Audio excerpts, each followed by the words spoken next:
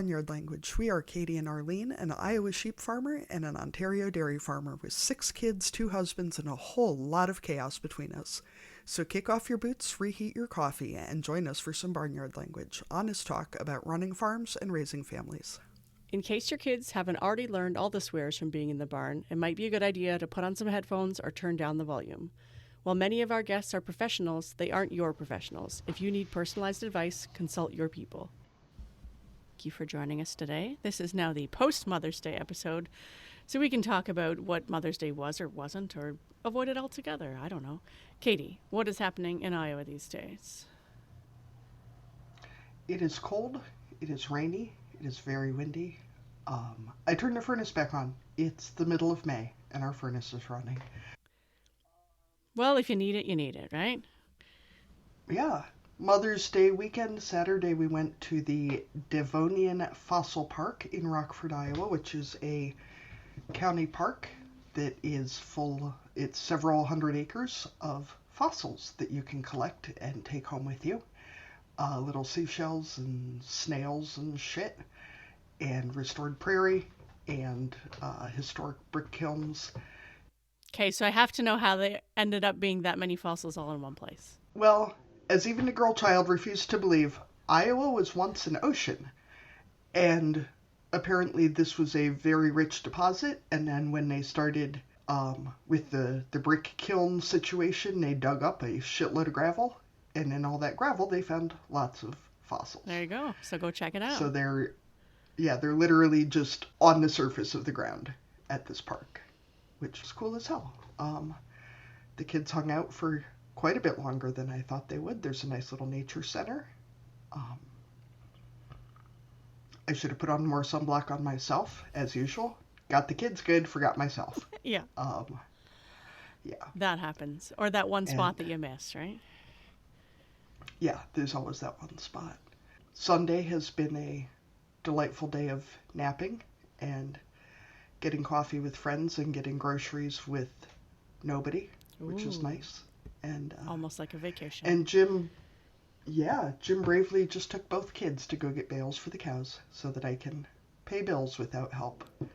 After yet another lengthy discussion with the children about why we pay bills and what is money and why is money a thing and why do we have to work, and apparently yelling eat the rich and because capitalism is a dumpster fire was not really enough of an answer for my children. Right. So if anybody can explain to my 5-year-old and 6-year-old. Yeah, and taxes and employment and they don't get it because mommy works at home, so does mommy even have a job? Who knows? Yeah. Maybe mommy just watches YouTube all day. We don't know. Yeah, exactly. Yeah. It's hard to explain to kids what happens on the inside of when you're just on a computer, right? Doing stuff. Yeah. And then the girl child wanted to know if we were going to take her money to pay the bills, and I was trying to explain that no, she doesn't have to pay bills yet because she's 6, but she should start saving because it'll happen sooner than she thinks it will, and yeah. It's a whole thing. Went in a spiral of all the things to tell kids about money. Like, it's really important to teach kids about money, but I haven't found anything about how to teach them about why money is a thing. Or, especially when you get into, like, credit cards and Venmo and, like, our kids know that you can just buy stuff on the internet, but that's even more of a hard concept to explain than I take this piece of green or whatever color they are in Canada paper and all different give it colors to somebody and then they give me something. Yes, yeah, exactly. Yeah. And why are the paper ones worth more than the metal ones and all that? Yeah, all that stuff. And why are the little metal ones worth more than some of the bigger metal ones? I don't know. I don't know, kid. There are things we don't learn, so I don't know. And fortunately, I have the kind of children who will not take, I don't know, as an answer. I mean, I think generally that's a good trait, but right now it's kind of annoying. Yeah, because when some days you just want to sit down and pay the bills. Yeah. just just like, I appreciate that you want to help, but I don't know how helpful you're going to be with paying the propane bill, kid. Yeah. So go away. But I love you, and I want you to help, but not right now. Yeah. Not with this. Yeah. Anyway, how's Mother's Day been on your end, Arlene?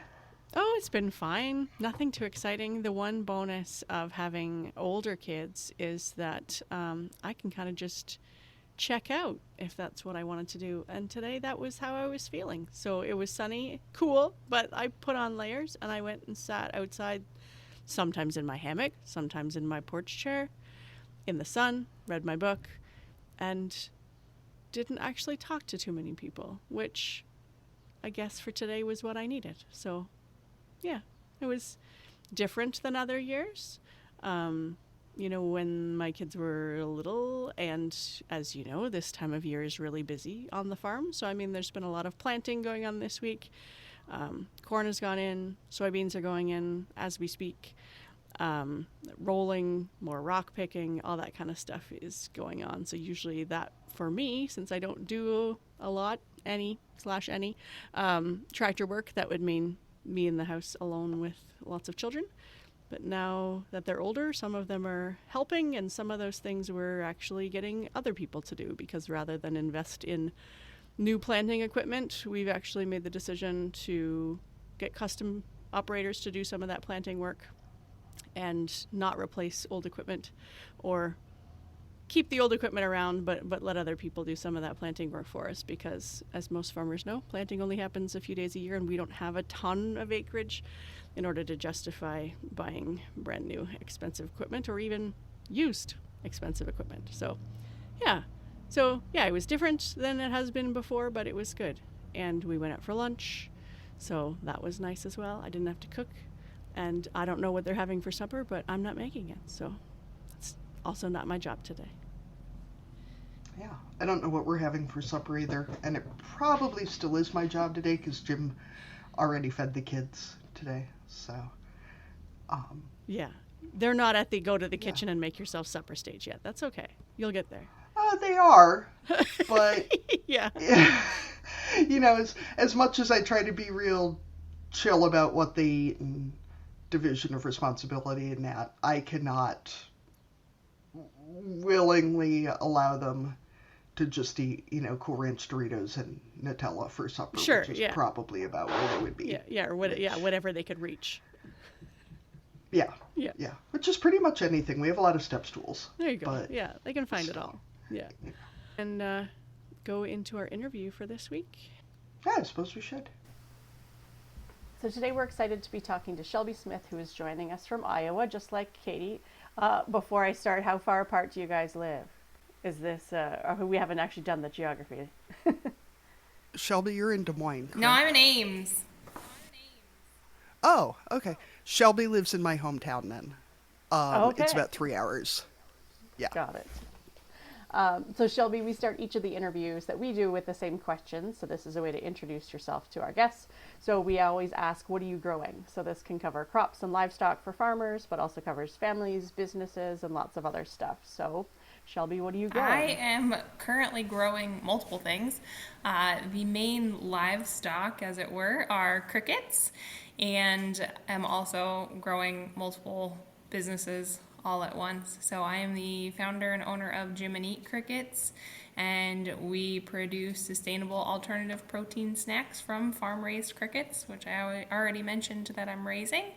We have 3 different product lines: roasted crickets, cricket bars, and 100% cricket powder.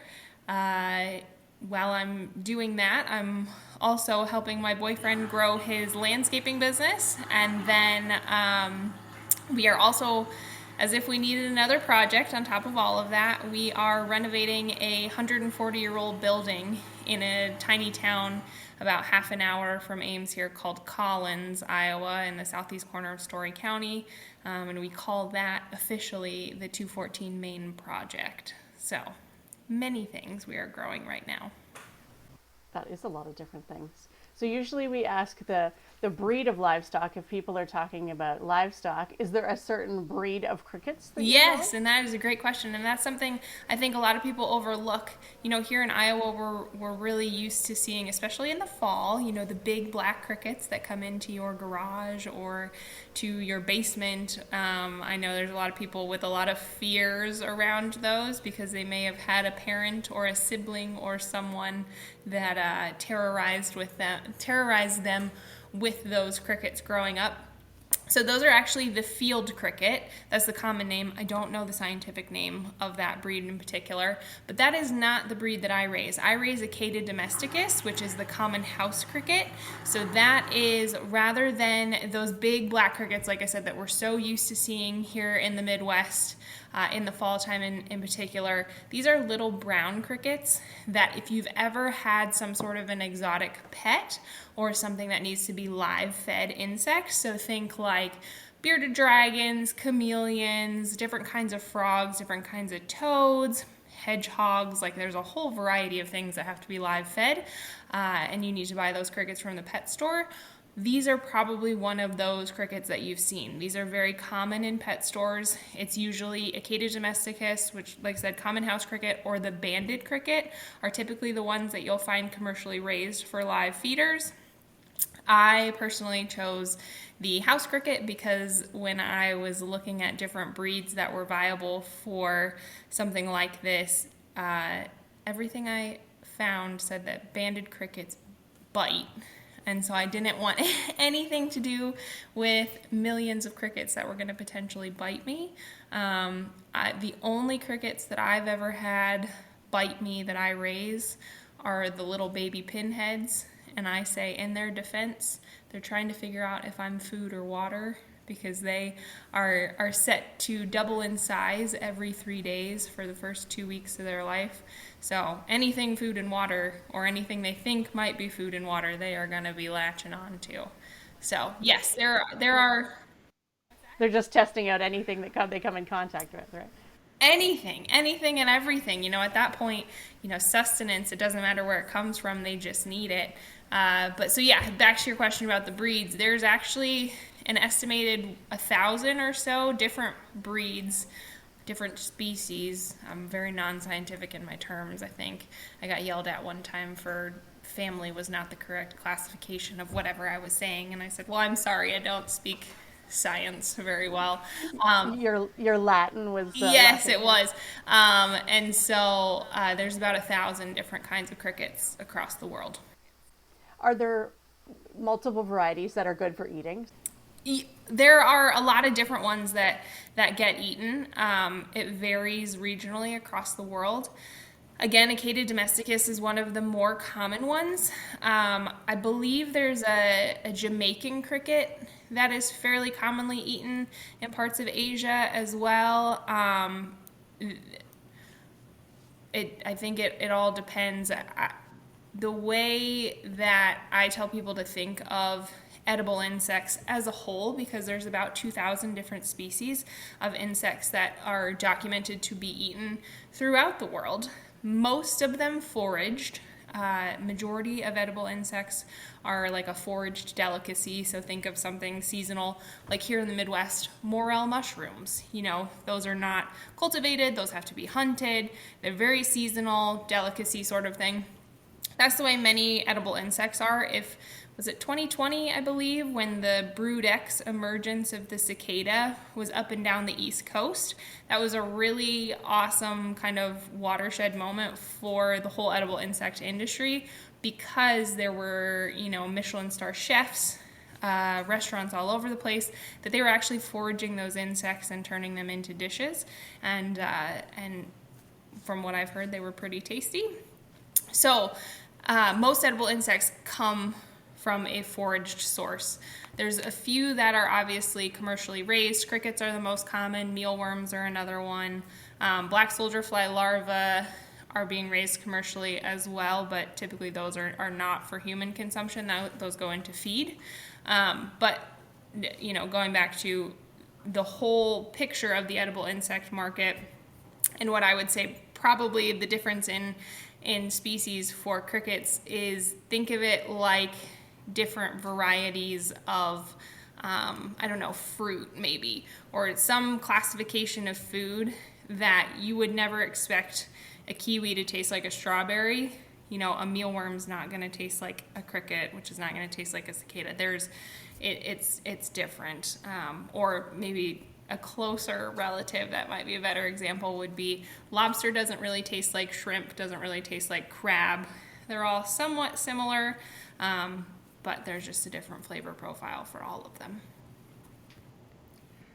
Arlene, can we just circle back around to what it would be like if our cattle doubled in size every 3 days?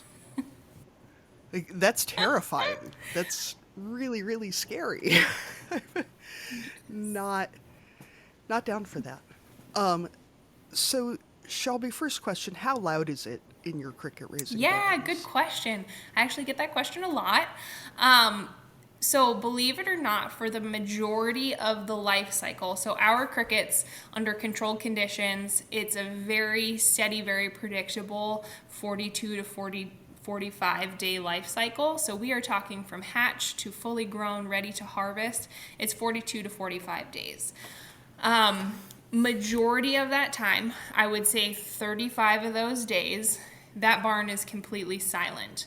The only thing that you hear as they start to get larger, more active, I call it their hungry teenager phase, where you feed them and 2 seconds later you're like, did I just feed you, or did I forget? Because they are just consuming that quickly. It sounds like it's raining in the barn because they're skittering around so much, which I think if someone does not like bugs, that would be quite unnerving, but I'm used to it at this point. But so not until about day 35-ish do the males start chirping. So it's actually only the male crickets that chirp, and it's only when they are ready to breed and are trying to attract a female. So that's their mating call. It's called stridulation. Many people think it's the rubbing together of the legs, but it's actually not. It's the rubbing of the wings. It's like a serrated surface that they rub the wing on top of the serrated surface and it generates the chirp. Fun fact that I don't know, some people know this, some people don't. There's actually a guy back in the 1800s that figured out a formula for, if you just hear one cricket, which good luck with that in the summer, but if you hear one cricket chirping in the summer, if you count the number of chirps per minute and stick it into this formula, it will give you the temperature. And it's like 95% accurate or something like that. So obviously the temperature really, really impacts them. The warmer it is, the faster they chirp. Colder it is, the slower they chirp. Also, the warmer it is, the faster they mature. So if I wanted to turn crickets in 30 days, I could do it. You just have to keep the barn at a warmer temperature.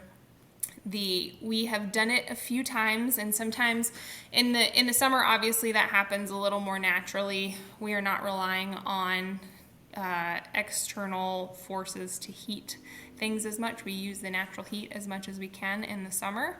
But we run into problems if we run it too hot with our really high population densities. Although crickets are cold-blooded animals, when you have a whole bunch of them in one space, the friction, the heat generated with the friction will absolutely blow your mind. So we try to stay off of those upper limits of temperature, even though we can turn them faster, just because it ends up causing more problems for us. So, what does your daily chore routine look like with your tiny livestock? And how did you get over the fear that you were going to drop a box full of crickets? Because I'm just picturing getting cattle back in a fence is hard enough that I'm just trying to imagine what getting 8 bazillion jumping loud creatures back into a small space would be like. Yeah, well, if I drop them, I consider them free range because, like you said, wrangling crickets is not quite the same as wrangling cows. If they don't want to be found, they're not, and I'm not going to chase them necessarily. And I would say that how I got over my fear of dropping the boxes is I've dropped a few, and just, it is what it is. And it reminds me every time I do it, which is, it occasionally still happens. I'd like to think I've gotten a little bit more mindful, but occasionally it still does happen. And I'm reminded each time how frustrating it is when it does happen. But truthfully, when we put the crickets in their bins and on the shelves, we don't take that bin off again until it's time to harvest. So we minimize a little bit of the dropping potential. More likely the problems become I spill a waterer or, something like that. Miss a waterer and it's completely dried up and they don't have any water for a few days. Like, it's more common that I would do something like that than I would necessarily drop a box full of crickets and have it go everywhere. But in the case that it does, those are now free range crickets. So I tell them good luck, have a wonderful life. Daily chores is like any other livestock in that you're checking feed, you're checking water, you're checking conditions. It varies in terms of the amount of time required depending on the part of the life cycle that you're in. So freshly hatched crickets, baby crickets, are actually called pinheads. And the reason they're called that is because they are teeny tiny, like the size of a pin head. They're tiny. They get everywhere. They get out of everywhere that they're not supposed to be. Like, they're just, like I said, they're the only ones that have ever bit me. So I have a love-hate relationship with them. I've taken many of them home with me in my hair because you can't even feel them crawling on you. They're so tiny. So inevitably it is what it is. I remember one night I was sitting on my computer in bed and there was a pinhead cricket walking across my computer screen, and I was like, obviously I brought you home, I'm sorry. So once we put those in there, food, water, put them on the shelf, we don't touch them for 10 days. And the only reason that we touch them after 10 days is to take the top off of them. So we put the top of these big plastic Sterlite 50-gallon totes. We put the top on when we first put pinheads in the bins, because pinheads, when they're first hatched, don't have a fully formed exoskeleton. So and here's another reason why they're just an absolute pain in the face. So no fully formed exoskeleton. So you have to have the humidity high enough that they do not dry out because of a too dry atmosphere. But at the same time, you can't have it too humid, because if you start to have condensation, hold on, sorry, I got to pull my sourdough out. We're on that thought though. Hold on, sorry. All right, now we're all good as far as interruptions go. Sorry about it. Okay, so other reasons pinheads are just a pain and are probably the biggest struggle of cricket farming in some ways. So you can't have it too humid, because if it produces condensation, they will drown in a droplet of water. So it has to be this sweet spot of about 60 to 70% humidity-ish. So rather than having our barn more humid, because we may have different stages, different generations, and as they get older, humidity is a problem, we create microclimates where we just stick the top on them, and there's enough condensation, evaporation, all of the things to generate enough humidity that we don't dry them out. So after about 10 days, they're definitely going to have a really strong, fully formed exoskeleton, so we're no longer worried about that. So we take the tops off, because then as they start to age, they need more airflow, they're starting to produce more waste, all of the things. But like I said, for those first 10 days, we don't have to touch them. Then all we have to do is pull the tops off of them. Typically, we don't really need to change food or water for at least another 7, potentially 10 more days. So for the first 20, 21 days of the cricket's life, chores are pretty hands-off. And then after that, it's just food and water. Just like any other livestock, It does not have to be on a very set schedule. So, anybody who has a dairy farm knows that you're milking twice a day and you don't miss by any amount of time. Crickets are not that finicky. So it's kind of nice in that respect. There's a little bit of flexibility there. The bulk of the labor honestly comes in harvest and hatching. So harvesting is quite labor intense. You need to have more than one person, otherwise it's like frustratingly inefficient. And then the hatching is just labor intense because you have to put bins back together, you need to put food and water in and babies and all of that. But so for the most part, it is pretty basic food, water, shelter, like any other livestock. I would say on average, it's in my current space, and I have about 650 square feet and anywhere from 1 million to 2 million crickets, depending on the time of year. It probably takes 15-ish hours, 10 to 15 hours when you aren't hatch and harvest. When you are hatch and harvest, it's more like 20, potentially 25. So do you have various stages of life cycles going at all times? Or do you I'm sure you batch them, but like how many stages are you kind of running at once? Well, I set out to split my barn half and half so that they're about 3 weeks apart.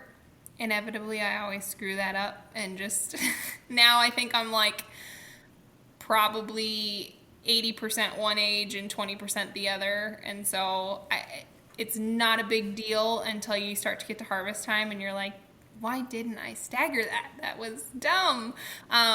Because the thing about crickets, in the wild, crickets only live about 5 months max.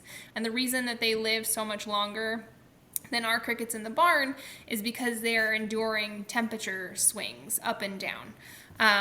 Ours have a constant temperature, so they have a constant maturity rate. So once they hit that 45 days and they have laid eggs for us and everything, their life is essentially over, and they will start dying of old age within 48 to 72 hours. So you have a really tight window to get in there and get them out. So that, like I said, ideally I stagger my barn half and half so we don't have to worry about it. But so that's one thing this year. I am actually in process of building a new barn, which sounds kind of scary, but is super necessary at this stage. And I've applied for, state of Iowa has Iowa Department of Agriculture, I think they launched it last year, their Choose Iowa program. It's a value add grant for all sorts of different things in agriculture in Iowa. So I submitted my application for that in December and find out hopefully end of this month, early next month, whether or not I got it. And we can't start the project until we get the yes or the no, obviously. But for me, it's worth it to wait to potentially get some of that paid for. But so in that new barn, there will only be one batch at all times.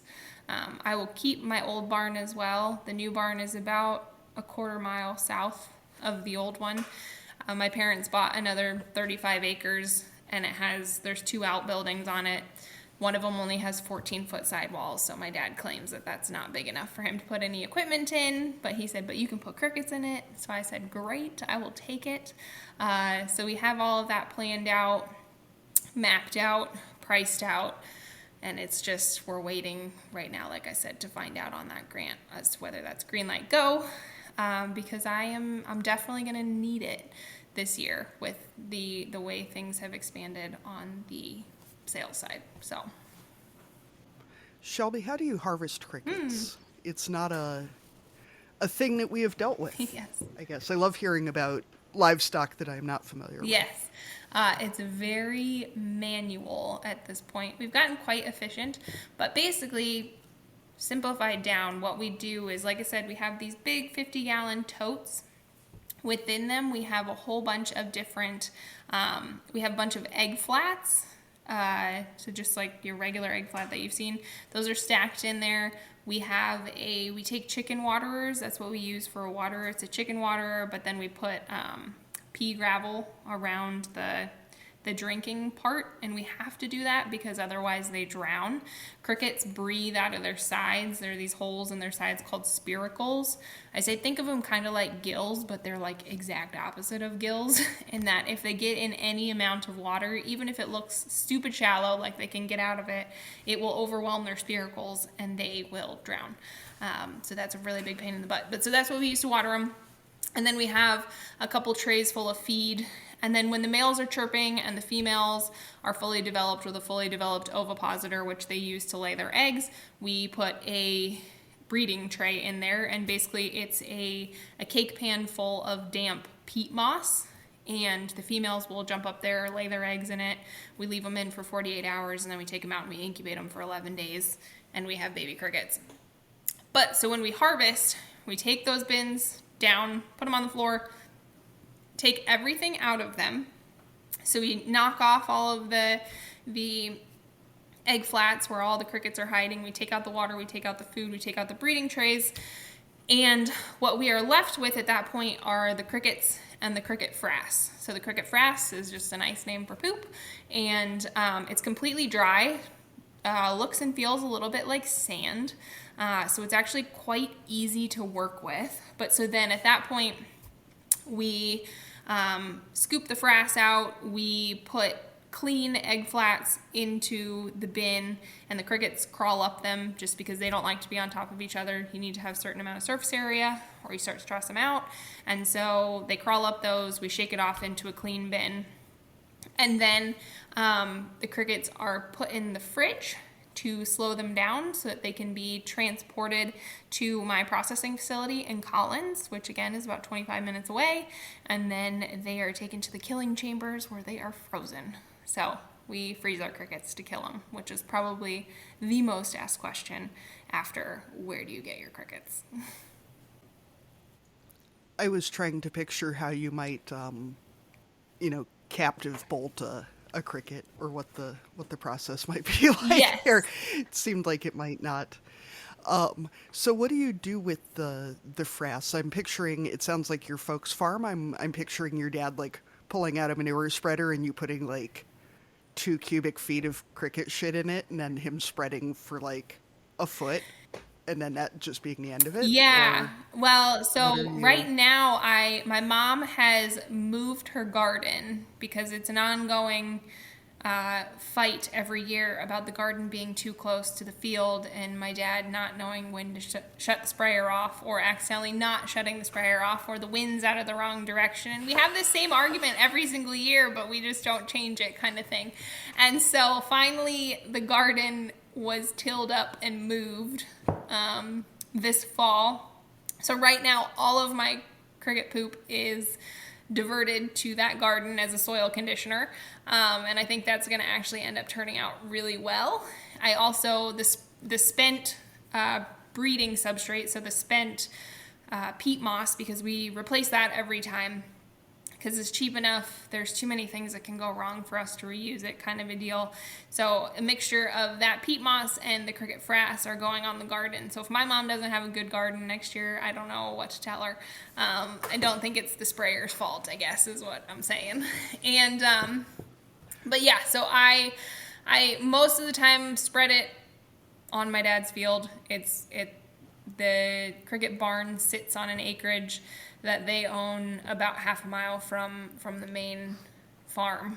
And so I say that the first 2 or 3 rows there are pretty well fertilized, but also happen to be right next to gravel, so I think they need all the help they can get.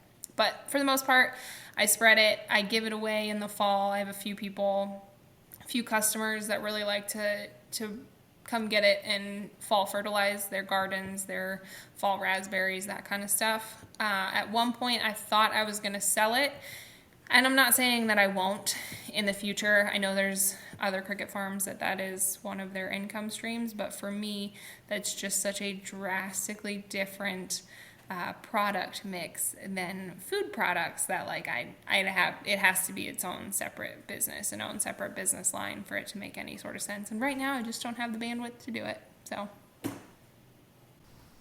Yeah, there are some things that you can just toss in the field, right? Yes. There's no negative impacts, and it's not like there's huge amounts of it, I'm guessing. Well, It there's anywhere accumulate. between 2 and 7 pounds per pound of crickets that we raise. So there can be quite a bit, but like when you're talking, the amount of acres the amount of pounds that it would require per acre kind of deal. And no, there's not no negative impacts to it. But the potential positives, there's a lot of interesting research on, with soil health and attracting the right bacteria and things like that. And again, that stuff is so far down the road that for me to attempt to market it and or do anything that way just doesn't quite make sense yet.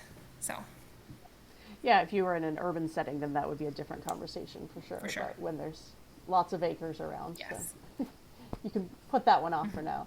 So what was the inspiration behind getting into crickets in the first place? Yeah, so I grew up here on this farm in central Iowa. Corn and soybeans is all it's been my whole life. My dad grew up on a dairy farm, but my mom said that she would not be a dairy farmer's wife, shall we say. So corn and soybeans it was.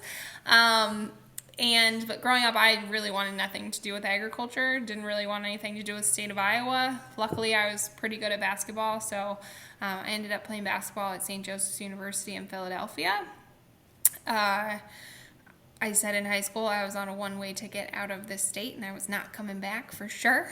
And I ended up graduating from St. Joe's with a finance degree and then got picked up by a program called Sport Changes Life based out of Northern Ireland. And it was a 3-part program, so it was part education, part service. So we coached in underprivileged areas, and then we played in the National Professional League. So I was able to, I have my master's in finance from Trinity College in Dublin. It was only supposed to be about an 18-month program to get your master's and do all of that, but I absolutely fell in love with the team that I was playing with, loved Ireland, wanted to stick around for a while, so I went looking for a job and wound up on a trading desk, brand new trading desk for a Canadian bank in Dublin. I was their first risk intern, and about 3 months later, I had 5 interns of my own. And then about 3 more months later, I was moved into a junior trading position. So I traded equity derivatives for that Canadian bank for about 3.5 years before I figured out I did not want to do that. Really didn't want to do finance. Wasn't my thing, even though I had multiple degrees in it.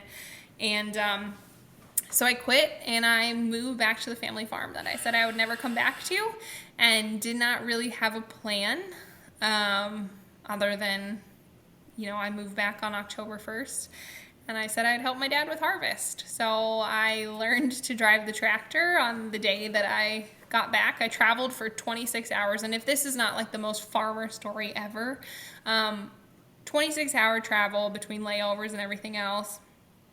It is 8 o'clock at night. It is dark. I walk in the house. I drop my bags. My dad's like, all right, let's go move corn. And I was like, oh, great. Don't know how to do any of this, but yeah, let's do it. So went over to the bin site, which is about a mile away from our house. Bin site, learned how to drive the tractor, unload the wagons, all of the things in like half an hour. And my dad's like, you got it? I'm like, yeah, sure. I'm going to need a refresh of that in the morning for sure. And then the next day, he threw me in the grain cart because, I just learned how to drive the tractor. So let's try and move and catch things at the same time and not spill corn all over the place. Anyways, so I helped him that harvest, ended up surviving. And by the time we got everything in the shed cleaned up, ready for winter, my dad and I started having conversations about what I was going to do moving forward. He said, I can teach you to do this if you want, but you don't have to. You can find some sort of a niche market if you'd like, and, we'll help you get started. And fast forward a few months, it was 1st of January of 2018. I found an article about a woman out in Keystone, Iowa, that was raising crickets for human consumption. This was a 2015 Des Moines Register article. And I sent it to my parents, and I was like, I think I can do this. And they were like, well, we've seen weirder things go, do some research and come back to us.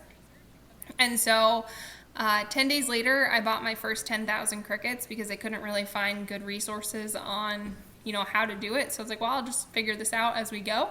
10 days later, 10,000 crickets. Had not even eaten my first cricket yet. Didn't eat that for a couple days later, kind of a deal. And then I had to figure out where I was going to, sell whatever I was going to produce, and applied to the Ames Farmers Market, and they let me in. And so for the next, from January to May, in retrospect, like knowing what I know now, I don't know if I would have been like, yeah, let's do it. I had to learn how to raise crickets. I had to learn how to cook with crickets. I had to learn how to package them to be sold. It was just, it's a miracle. I'm sitting here today still talking about it. Let's put it that way. But I suppose it's a good example of just, minimum viable product. Just get it out there and figure it out as you go, because that is exactly what I did. So.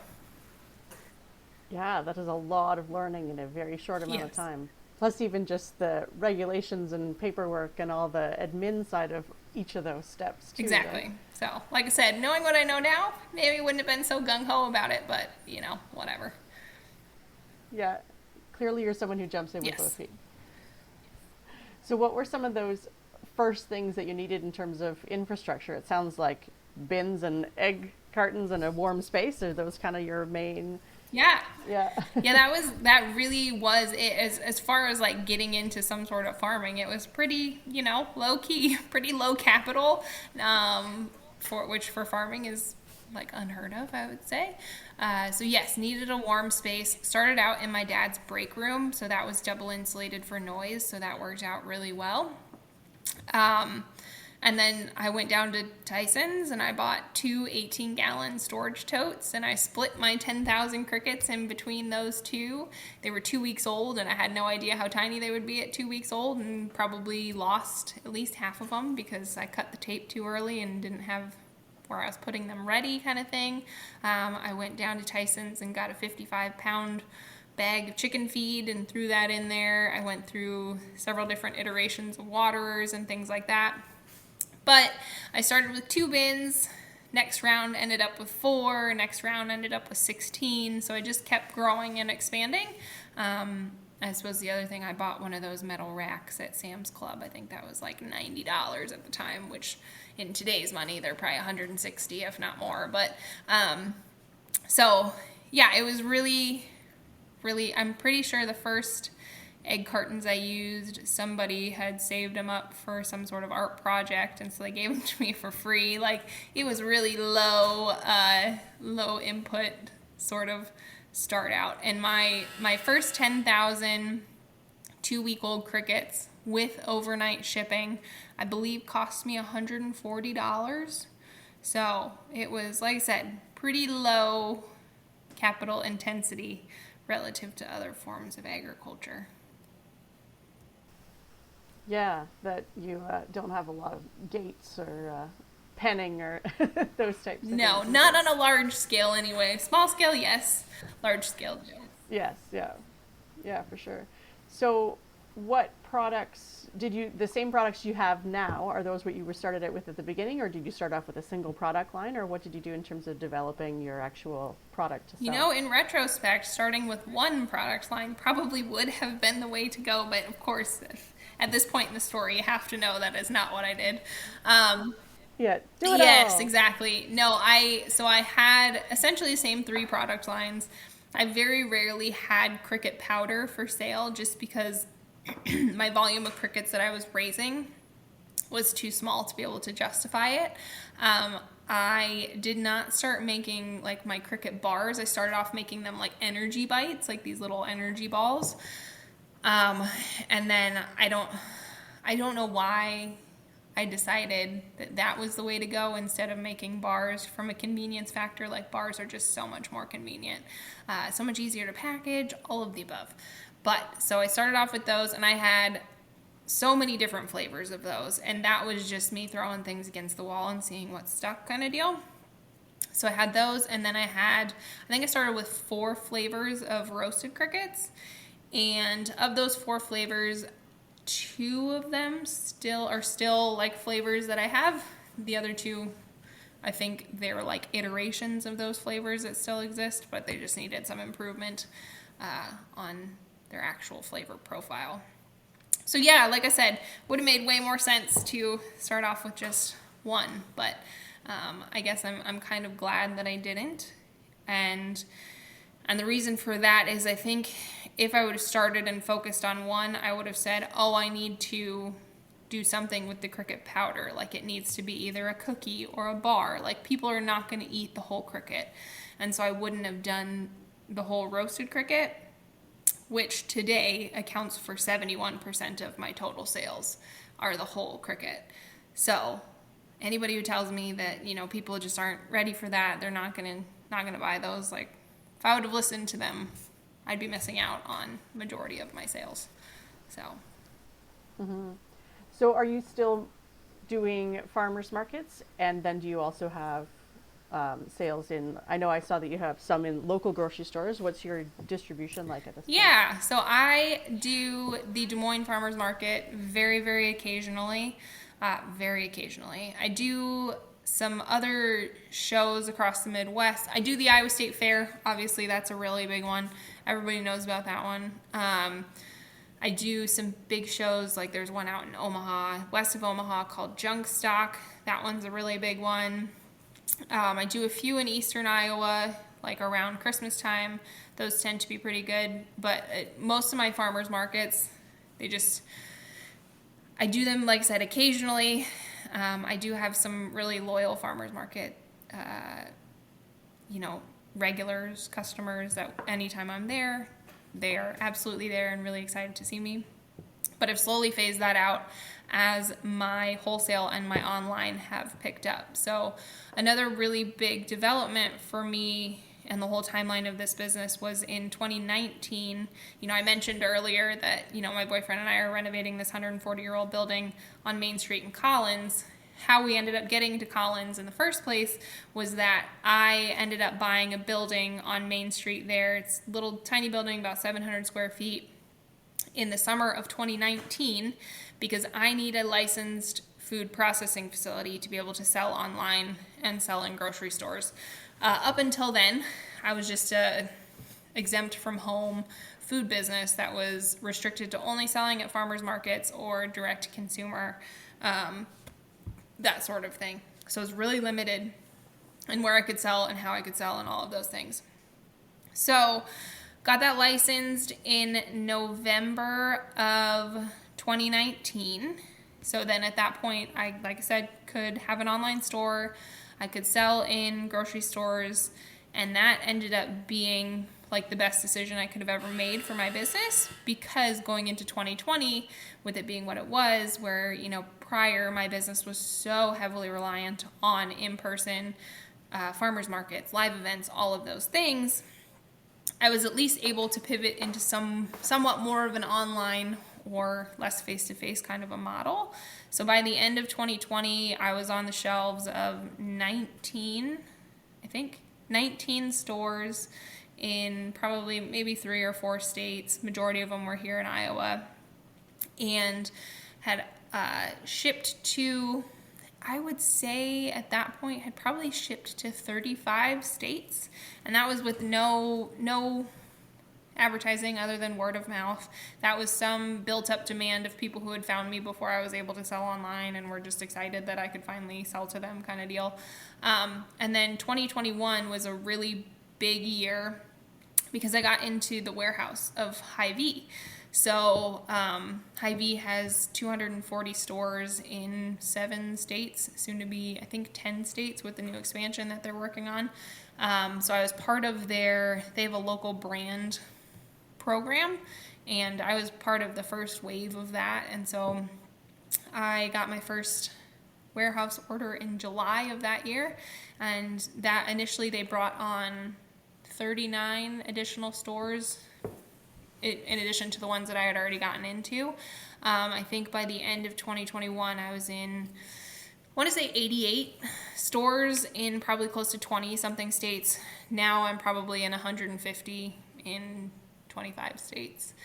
So that has steadily grown.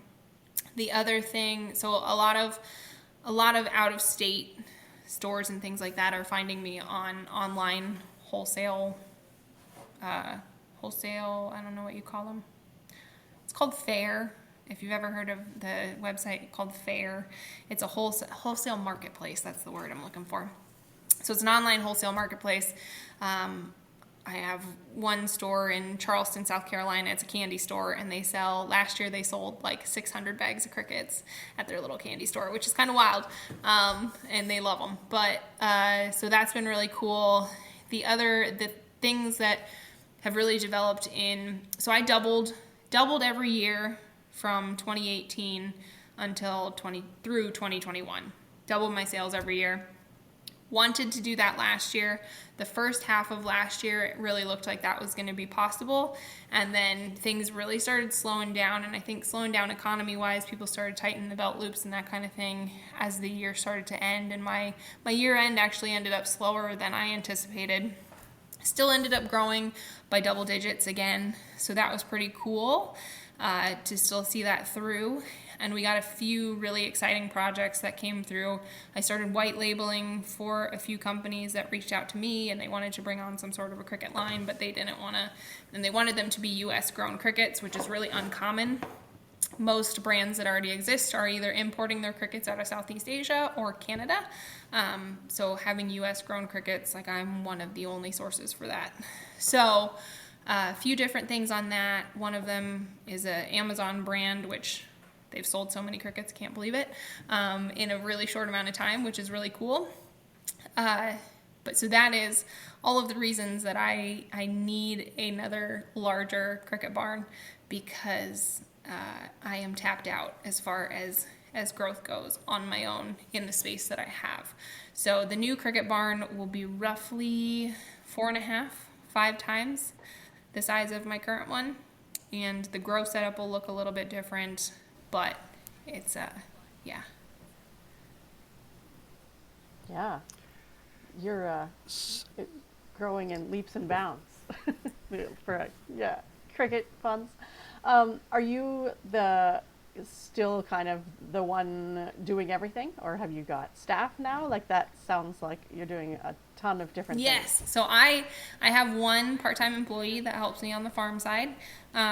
With the new barn, with the new setup, I think even though we are expanding so exponentially in terms of square footage and production capacity and all of that, we're going to more of an open grow method. So there won't be bins. Like, I think it'll just be like crickets in a room, just kind of running around.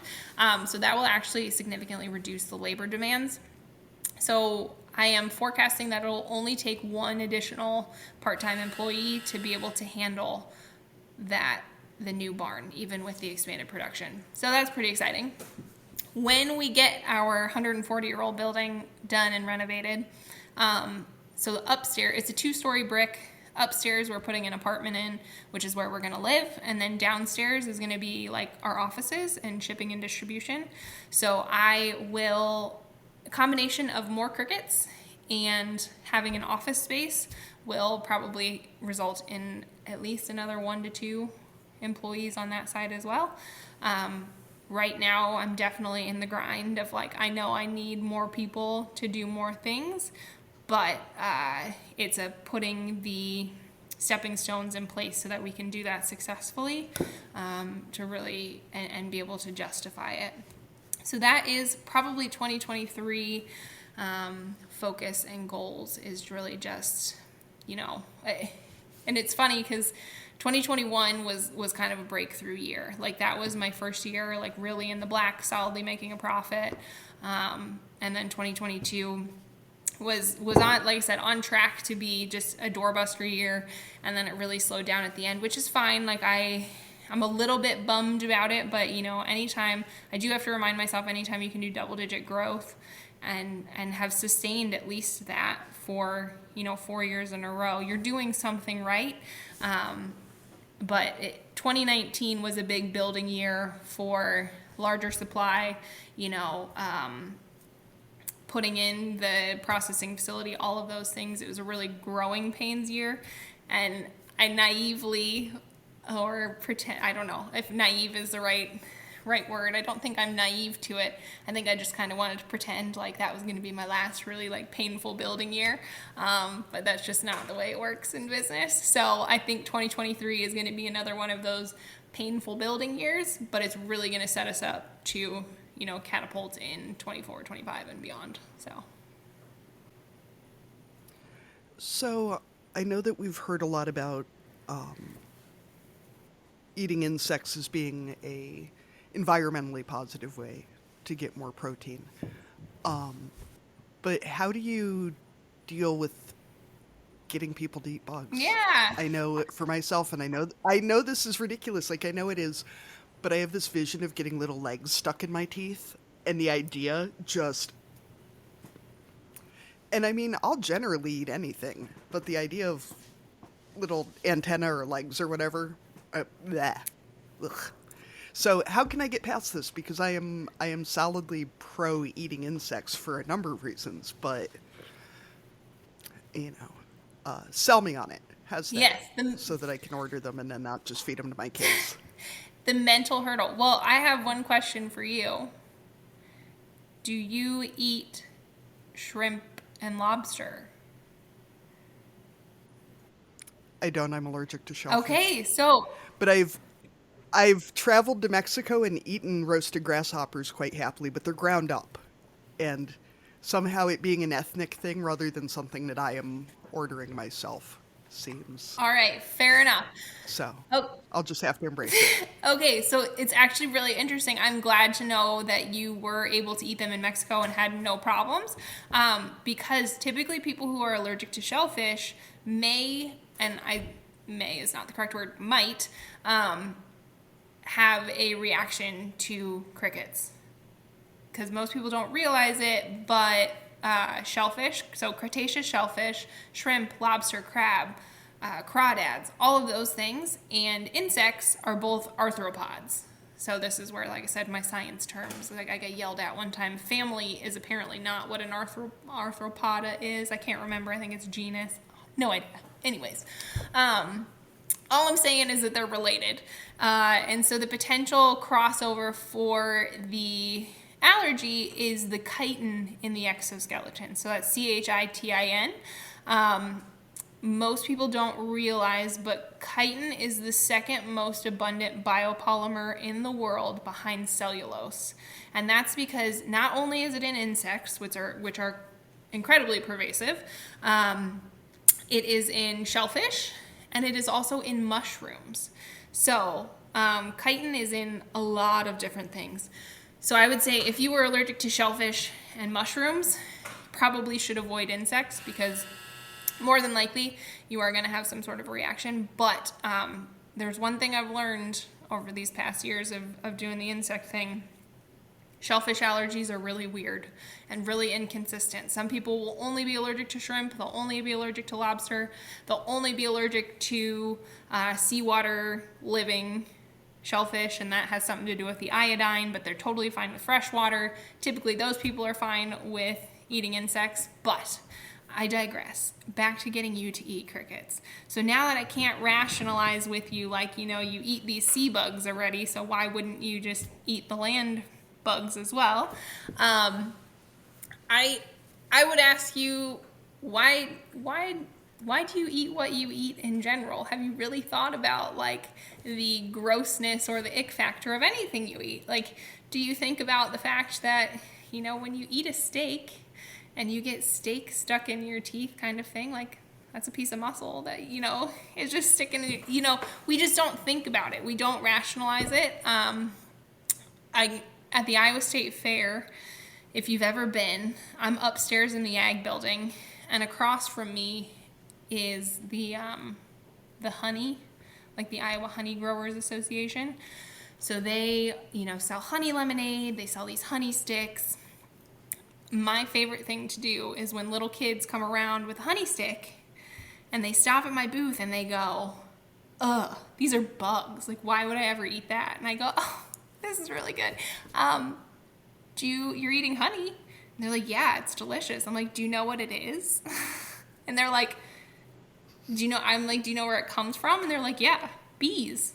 And I'm like, yeah, but how? And they're like, I don't know. And you can see the wheels kind of start to turn. And I say, it's bee puke. Like, they go and they take it from the flower and they come back and they puke it up and you eat it. And their eyes get like wide as a plate kind of thing. And they look at me and they go, oh, I'm never eating honey again. And then, they walk 2 steps and they're sucking on their honey stick again. So I think a lot of it is we just don't think about how weird what we eat is. And that's okay. But what I always tell people because what I sample are my roasted crickets. So it's the whole cricket. You are going in, you are going for it. The eyes are still looking at you. Sometimes the legs are attached, all of it. But what it's going to taste like is a cross between a sunflower seed and a corn nut. If a sunflower seed and a corn nut had a baby, that's what a roasted cricket tastes like. So I find that if I can talk to people long enough about, what does it taste like? Have you really thought about why you eat what you eat? Here are some benefits, and I promise this is what it's going to taste like. Typically, I can be pretty convincing. That being said, I can be that much more convincing when it is a crowd of 2, 3, 4, 5 people that everybody else is there thinking about it, and somebody just goes, yeah, I'll do it. And there's a big monkey see, a monkey do sort of a advantage to that. And that is really helpful. Like, social pressure is a thing, whether people want to admit it or not. And so for something like this, having the support of a crowd helps for sure. But I find the longer that I can talk to someone about it, the more likely I am to get them to just go for it. And worst case scenario, I can sell them a cricket bar where it's got ground up and mixed in and they can't see it. And I would dare say you would never ever know that there were crickets in it, and then eventually we just get them on down the trail. And I get that I'm also not going to convince everyone. I'm okay with that. There's foods I definitely don't like and I think are disgusting. So. Are kids more willing to try than adults? Like, if you're at something like a state fair, do you get the kids? It depends. That was something that was actually really cool. So this was my second year at the state fair, 2022 was. And I had quite a few kids, families, stop up and say, this was the only place. You were on the list of 2 things. And like, one was to get a corn dog and the other was like they wanted a cricket. Like, those were the 2 things that they wanted at the state fair. They didn't care about anything else. So that's really neat. So sometimes, yes, the kids are willing. I will say it's actually been really interesting sampling so many people from so many walks of life and so many different situations. It's actually given me a really interesting insight into like parenting and trying to get kids to try something new. I can tell you almost immediately by the reaction, body language, interaction of the parent with the whole situation as to whether that kid is going to be like down to try it or not. If the parent's freaking out or the parent's like trying to force them to do it, which I absolutely hate. It is like my pet peeve. Do not force your child to eat something. Like, don't do that. It is a hard no for me. But if the parent is like I said, freaking out about it, the kid's gonna freak out about it. If the parent's totally calm about it, the kid's gonna be like, yeah, whatever. Little kids, say 2 years old or younger, you just hand it to them. They just stick it in their mouth. They don't think twice about it. Yes, in some ways, kids are more willing. The really interesting observation that I have seen over these past couple years, and this is like tens of thousands of samples handed out, it is about 3 to 1 women to men, all ages. So little girls all the way up to old men. That whole spectrum in between, women are 3 times more likely to try that cricket. And if you would have asked me that when I started, I would have said, oh, my target market's going to be, 18 to 35-year-old males that like doing outdoorsy adventure things. And I found that those are the least adventurous eaters of anyone. I don't care what anybody says. Like, I have data to back it up kind of thing. And my theory on that is traditionally speaking, obviously there are exceptions to every single rule, but traditionally speaking, women are the gatekeepers of nutrition into the home, into the family. So we are more likely to try something new before, we're going to give it to our family. We want to try it out first. Therefore, we're the more adventurous eater. Like I said, exceptions to every rule on that, but I would say men are definitely not as adventurous as everybody thinks that they are. At least not with their palate. In a peer group, though, What's that? if you've got a group of men though and one try it, is that when that dynamic changes a little bit? Without a doubt. And don't get me wrong, if it is, even if it is a husband and wife sort of situation, and the wife tries it and kind of just jabs at her husband and is like, sometimes that'll get him, but most of the time he's like, absolutely not. So, but yes, you get a group of guys and there's one that won't do it, that starts to weigh on them pretty quick. So Yeah. So we've talked a bit about nutrition. What are the nutritional benefits of eating crickets? yeah, so crickets are 64% protein. They are a source of iron, calcium, B12, omega-6s and omega-3s. Although some people don't think of them as animals, technically they are. So they have all 9 essential amino acids in a bioavailable form, making them a complete protein like any other animal protein. Good source of magnesium, prebiotic fiber, all sorts of things. Now, you're not going to get that all from one cricket. I'm sorry. Everybody's like, oh, I got my protein for the day if they eat one cricket. One serving is about 90 to 100 crickets. So it's a kind of a large-ish handful. And in that, there's about 7 grams of protein. So your powder that you make, would that be something you'd use in shakes, baking? What kind of applications do people use it Yeah, for? good question. So my powder makes up the least amount of my sales, like proportionally overall, which makes a lot of sense because, I hand somebody a whole cricket. They know they're just going to eat it. It's going to be kind of crunchy. I hand somebody a cricket bar. It's like any other granola bar. They know how to eat that. I hand somebody a bag of cricket powder and they kind of look at me and go, I don't know what to do with this. And I say, okay, perfect, that's fine. I tell people the way to think about it is a high protein flax meal. So it's something you can mix in just about anything, but you're never going to take a spoonful of it, throw it in your mouth, and be like, wow, that was delicious. I should do that again. Like it's not something that you eat on its own per se. But it mixes really well into other things. So smoothies, you can bake with it, but you can't substitute it one for one. You can put it in just about any baking recipe, substitute it up to 25% of whatever flour is called for. You can put it in sauces. You can put it in dips. So hummus, like all sorts of things like that. It mixes in fairly easily, but you need to do, the one thing I say is it's not like a traditional protein powder like a whey or something like that because it's not soluble. So you can't just add water and shake it up. That would be pretty terrible. But if you have something with some viscosity, so think like a smoothie or something like that, super easy to mix in. Very cool. So as a parenting podcast, we're always curious about what farming parents have done to encourage or sometimes discourage their kids from being involved in agriculture.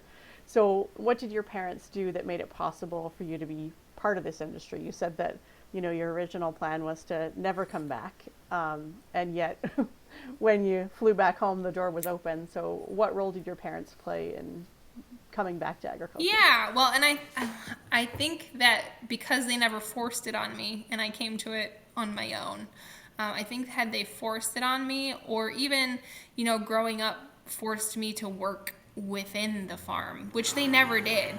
I have an older brother. He's 4 years older than me.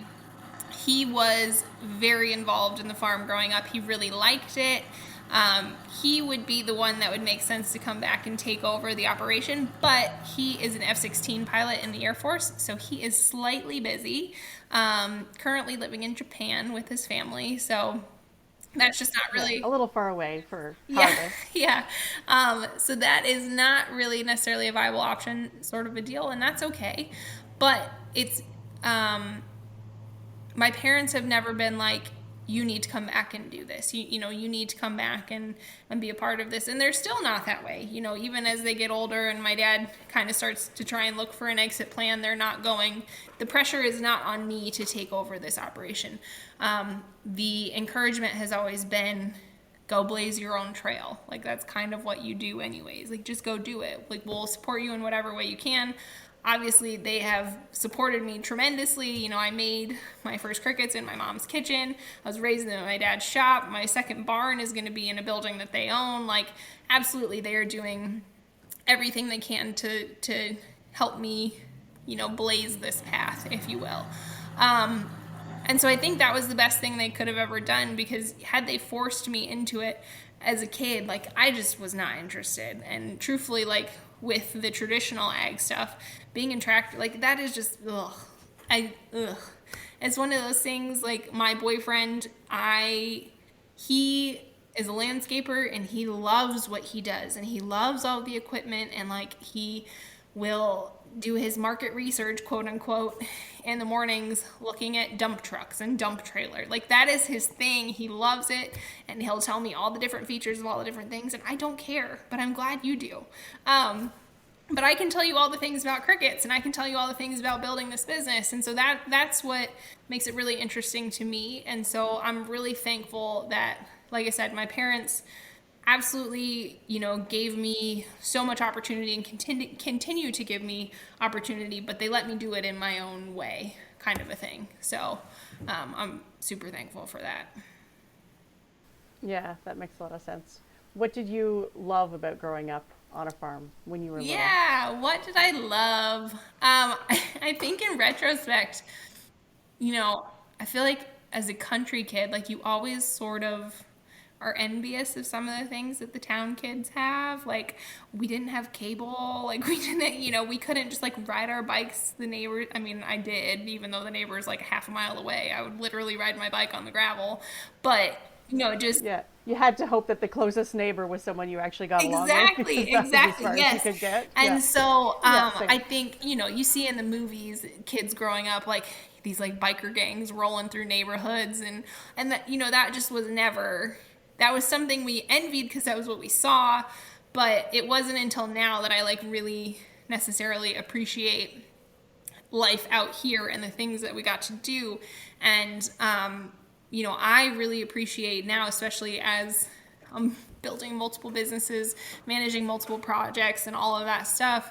I get a lot of people that are like, well, how did you wind up an entrepreneur? And I'm like, well, if I look at the way I grew up, I didn't have a choice. Like, I look at, the way my parents have run this operation, the different businesses they've run, like, all of those things, like, I didn't have a choice. I was exposed to it at such a young age. And I always tell people too that, if you're going to get a degree that you're not going to use, a finance degree is pretty useful as well. So I just, I'm really thankful for all of it, for all of the things I was exposed to, for the aspects of running a business, the seeing my parents and how hard they worked to build what they've built from scratch. Like, all of those things have been absolutely invaluable for me.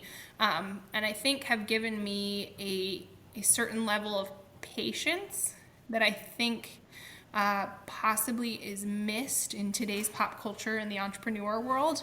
I think everybody sees these, like, overnight, crypto billionaires or whatever that we now see all falling apart, but, like, everybody thinks that it's supposed to be like that, and it's not. It's not. And it's not glamorous like that. And that's not saying that what you're building isn't important and what you're building isn't meaningful. It's just everybody leaves that part out of the story, but, like, I got a front row experience to all of that. So mm-hmm. Yeah, you can't skip the hard work part. No, you can't. So, Shelby, do you find that it's easier to talk with bankers or real estate agents or whatever since you have a finance degree? Do you get taken more seriously than you think you might otherwise? I do. And I've always said that as much as I disliked my first career, it allows me to walk into certain rooms and command a certain amount of respect that right or wrong, I wouldn't get if I did not have it. But then it also in terms of building businesses, because that's one thing that I have figured out since I left the finance industry and have started doing all these things, and have helped my boyfriend build his landscaping business, and now we are in this renovation thing and all of these. Like, I like building things. Like, that's the fun part to me. That's why, a lot of people who go into the cricket industry, when they first start, they go into the live feeder market. It's a very lucrative market, very well established market. I have had no interest in that market whatsoever. I know the money's there, and I know that would have been the smart way to do it, faster way to profitability, all of the things. But in the crickets for human consumption, that's a brand new market that you get to build from scratch. How many times do you get to do that? That, to me, that was just always the appeal. And I've realized that over time that that's the appeal. And so yes, going into conversations with bankers like that, we just had to go have a conversation with the banker over the renovation project. We received a $100,000 community catalyst grant from the Iowa Economic Development. That typically most of the state and county and all of those grants are what are called reimbursement grants. So they don't give you the money until after you spent it, which puts you in a little bit of a predicament unless you can have a relationship with a bank, kind of thing. So we had to go talk to the bank. And this was the first time. So again, my boyfriend and I, this was the first, everything on that side is in his business's name. So it's all through his bank. And he's trying to communicate these things to me. And he used to be a PE teacher, and now he's a landscaper. And so finance is not his language at all. And so he's trying to communicate things. And finally I just said, just take me to the bank and we'll talk about it. And it was what would have been, a half an hour conversation, and I still don't even know what would have come out of it with him. Ended up being a 5-minute conversation of, oh yeah, here, yep, we can do this, no problem. So it's definitely an advantage that way. It makes me feel more confident going into some of these situations, because I know I can speak that language. But, so yes, it's been very useful. One question we ask all of our guests is, if you were going to dominate a category at a county fair, what would it be? And categories can be real or made up to ensure that you win. I think the Story County Fair needs a cricket race that I can facilitate. They do the pig races, so I feel like we could just, all it would take are some little plastic tubes, stick a cricket in one end, and see who gets to the other end first. I think that'd be a big. Are your crickets really fast? Have you ever tested them against other people? I haven't, but you know what? I think that I probably have a slight advantage, potentially. I have a few more to choose from than most people. Yes, yeah, for sure. You could do some trials at home. For sure. We can get into the selective breeding and make sure that we have a good line of race crickets. Yeah. This bin over here is just for the really exactly. fast ones. Yeah. So, Shelby, I know, as Iowans, we're big on basketball. I know you said you played college ball. Inch for inch, accounting for the size differential, can you jump higher than your crickets can? No, I think relative to their body length, size, whatever, they are probably one of the furthest jumping animals ever, I would guess. I'm pretty sure. So they're the basketball players of the bug world. I think they're probably would get popped for performance enhancing drugs if that were the case, or at least suspected of, given their natural abilities. Yeah. So I feel like having more than 2 legs might be considered an unfair advantage. It might be, but I'm pretty sure that they only use their back legs to jump. So I don't know if we get that excuse. They're maybe not very good at dribbling, though, so. Probably not. They can't have it all. They don't have all the skills. So we're going to move ahead into our cussing and discussing segment. For our listeners, if you want to cuss and discuss with us, you can submit it at our SpeakPipe, which is at speakpipe.com/barnyardlanguage.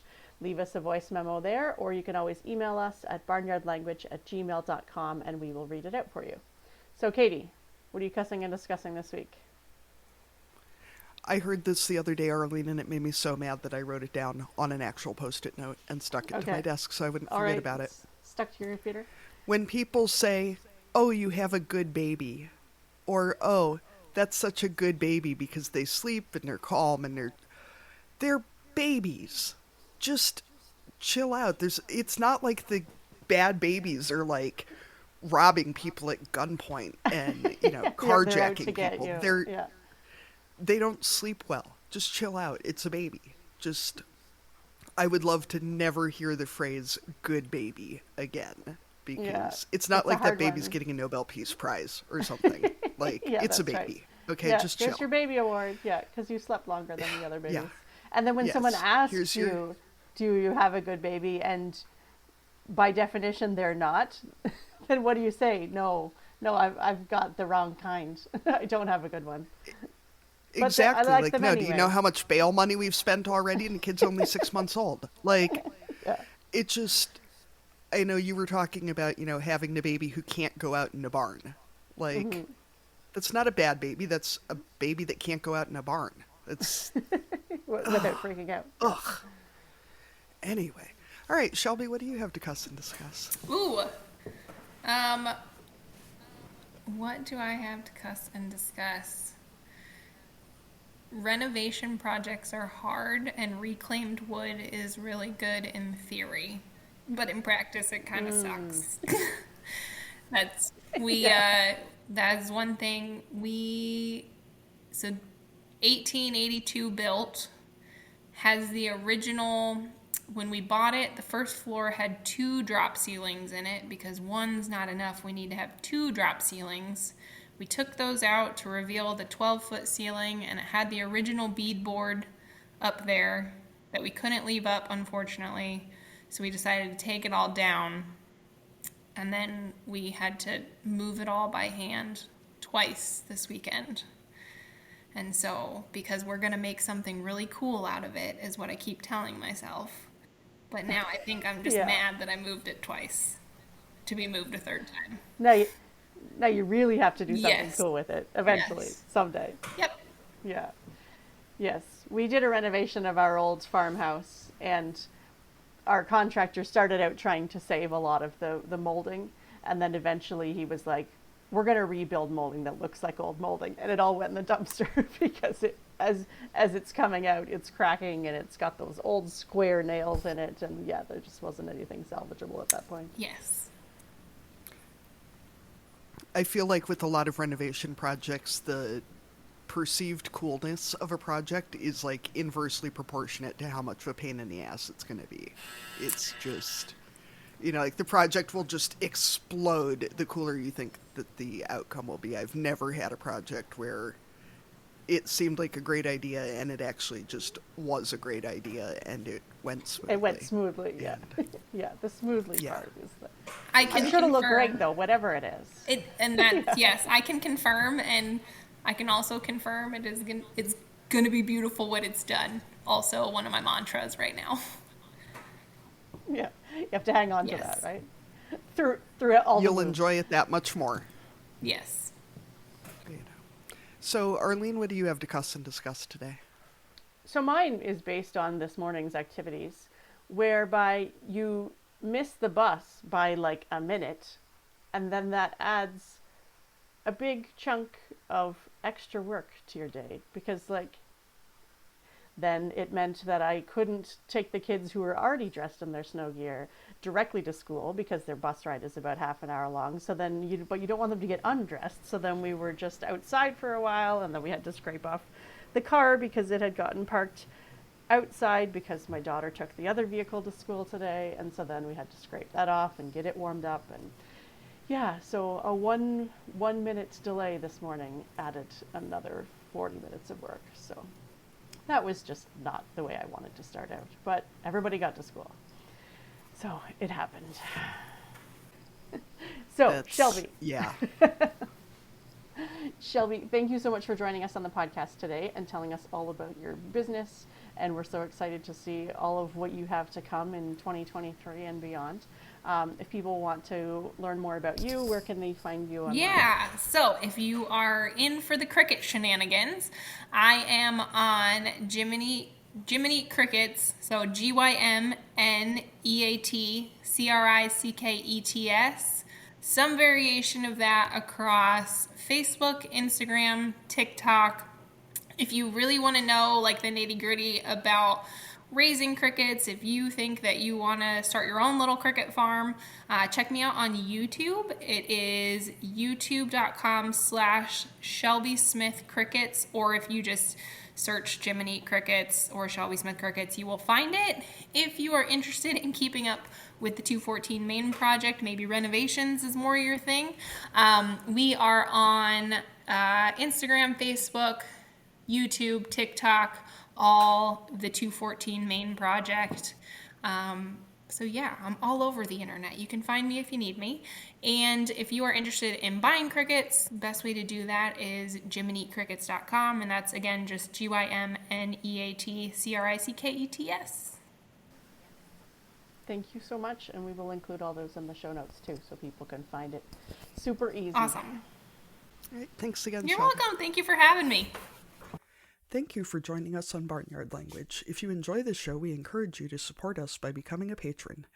Go to www.patreon.com/barnyardlanguage to make a small monthly donation to help cover the costs of making this show. Please rate and review the podcast and follow the show so you never miss an episode. You can find us on Facebook, Instagram, and TikTok as Barnyard Language, and on Twitter we are Barnyard Pod. If you want to connect with other farming families, you can join our private Barnyard Language Facebook group. We are always in search of guests for the podcast. If you or someone you know would like to chat with us, please get in touch. We are a proud member of the Positively Farming Media Podcast Network.